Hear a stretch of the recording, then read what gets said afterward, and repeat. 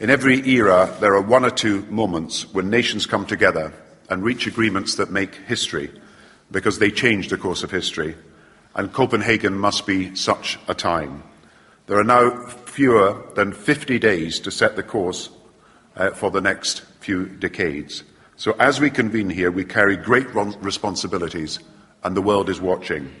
If we do not reach a deal over the next few months, let us be in no doubt, since once the damage from unchecked emissions growth is done, no retrospective global agreement in some future period can undo that choice. By then, it will be irretrievably too late.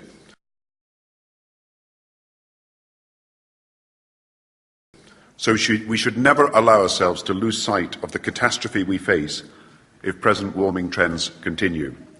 Only last week we saw new evidence of the rapid loss of Arctic sea ice. And in just 25 years, the glaciers in the Himalayas, which provide water for 750 million people, could disappear entirely.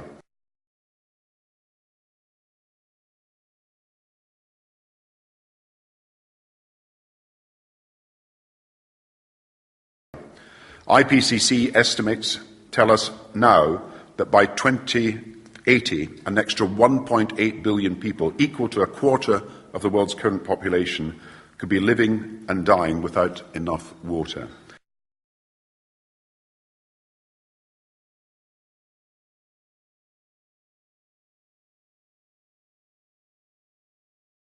If the international community does nothing to assist the rainforest nations in protecting the world's rainforests, the damage not just to climate but to biodiversity, to watersheds and to the livelihoods of millions of people will, as you know here, be incalculable.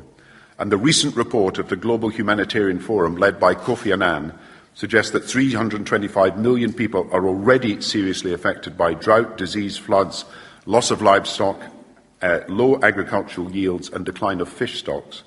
A further 500 million people are at extreme risk, and every year the effects of climate change are already killing 300,000 people, the numbers killed by the Indian Ocean tsunami, and the toll could rise to 500,000 each year by 2030.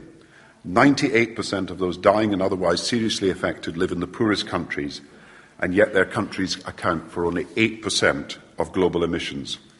This is the great injustice of climate change. Those being hit first and hardest by climate change are those who have done least to cause it.